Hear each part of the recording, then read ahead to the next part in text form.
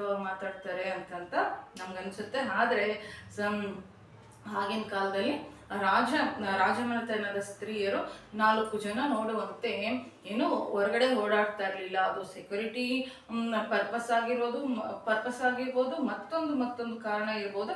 ಆದರೆ ಕೆಲವಷ್ಟು ಸಂದರ್ಭದಲ್ಲಿ ಮಾತ್ರನೇ ರಾಜಮನೆತನದ ಸ್ತ್ರೀಯರು ಹೊರಗಡೆ ಕಾಣಿಸ್ತಾ ಇದ್ರು, ಗುಡಿಗೆ ಬರುವಂಥದ್ದು. ನಂತರ ಯಾರಾದರೂ ಬಂಧುಗಳ ವಿಯೋಗ ಅಂತಂದ್ರೆ ಮರಣ ಹೊಂದಿದಾಗ, ಮತ್ತೆ ಯುದ್ಧ ಕಾಲದಲ್ಲಿ ಈ ತರ ಅವರು ಹೊರಗಡೆ ಬರ್ಬೋದು ಅಂತ ನಮ್ಮ ಶಾಸ್ತ್ರ ಹೇಳುತ್ತೆ. ಆಗ ಕಾಲ ಅಂತ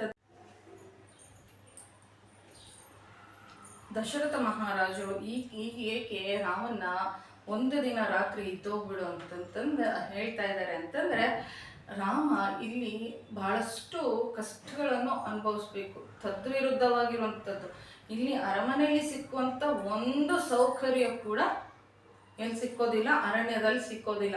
ಎಲ್ಲಿನ ಒಂದು ಅರಣ್ಯ, ಎಲ್ಲಿನ ಒಂದು ಅಯೋಧ್ಯ, ನಾವೇ ಎಕ್ಸಾಂಪಲ್ ಇರ್ಬೋದು. ಮೆಟ್ರೋಪಾಲಿಟನ್ ಸಿಟಿಯಲ್ಲಿ ಇರುವಂಥ ಜನರು ಹಳ್ಳಿಯಲ್ಲಿ ಹೋಗಿ ಅರ್ಧ ಗಂಟೆ ಇರ್ರಿ ಅಂತಂತಂದ್ರೆ ಓಡ ಬಂದ್ಬಿಡ್ತೀವಿ ಅಲ್ವಾ. ಅಲ್ಲಿ ಜನರು ಇರ್ತಾರೆ, ಎಲ್ಲ ಸೌಕರ್ಯ, ತಿನ್ನೋದಕ್ಕೆ ಮಲ್ಕೊಳೋದಕ್ಕೆ ಎಲ್ಲ ಸೌಕರ್ಯಗಳಿದ್ರು ದೊಡ್ಡ ಸಿಟಿಯಲ್ಲಿರುವಂಥವ್ರು ಹಳ್ಳಿಯಲ್ಲಿ ಬಂದರೆ ಎಷ್ಟು ಡಿಸ್ಕಂಫರ್ಟ್ ಆಗಿ ಫೀಲ್ ಆಗ್ತಾರಲ್ವ. ಅಂತಂದರೆ ಅಲ್ಲಿ ಕುಡಿಯೋದಕ್ಕೆ ನೀರು ಸಿಗೋದಿಲ್ಲ, ಮಲ್ಗೋದಕ್ಕೆ ಒಣಗಿರುವಂಥ ಎಲೆಗಳ ಮೇಲೆ ಮಲ್ಕೋಬೇಕು.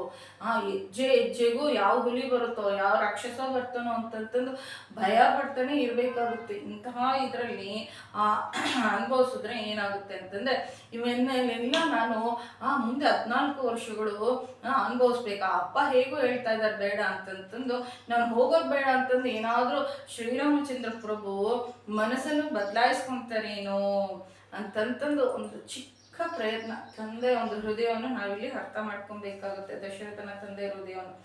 ಆಗ ದಶರಥ ಮಹಾರಾಜರು ಹೇಳಿರುವಂಥ ಮಾತಿಗೆ ಶ್ರೀರಾಮಚಂದ್ರ ಪ್ರಭು ಇವತ್ತು ರಾತ್ರಿ ನಾನು ಭೋಗಗಳನ್ನು ಅನುಭವಿಸು ಅಂತ ಹೇಳ್ತೀರಾ. ಆದರೆ 14 ವರ್ಷಗಳು ಅರಣ್ಯವಾಸ ಮಾಡಬೇಕಲ್ಲ, ಆಗ ಅವನ್ನೆಲ್ಲವನ್ನು ಯಾರು ನನಗೆ ಇಷ್ಟು ಭೋಗಗಳನ್ನು ಯಾರು ಕೊಡ್ತಾರೆ, ಯಾಕೆ ಕೊಡ್ತಾರೆ? ಮುಂದೆ ಇರಬೇಕಾದ್ರೆ ಒಂದು ದಿನ ರಾತ್ರಿಯ ಸುಖ ಏಕೆ?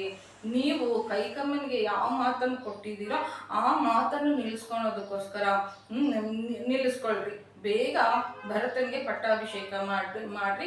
ನಾನು ಸಂಪಾದಿಸಿರುವಂಥ ಯಾವುದಾದ್ರೂ ಪುಣ್ಯ ಇದ್ದರೆ ಅದರ ಮೇಲೆ ಹಾಣೆ ಇಟ್ಟು ಹೇಳ್ತಾ ಇದ್ದೀನಿ, ನಾನೇನು ಆಕ್ರೋಶದಿಂದ ಹೋಗ್ತಾ ಇಲ್ಲ. ನಿಮಗೆ ಕೊಟ್ಟಿರುವಂಥ ಮಾತು ನಿಲ್ಲಿಸೋದಕ್ಕೋಸ್ಕರ ಅವಸರವಾದರೆ ಏನು ಬೇಕಾದರೆ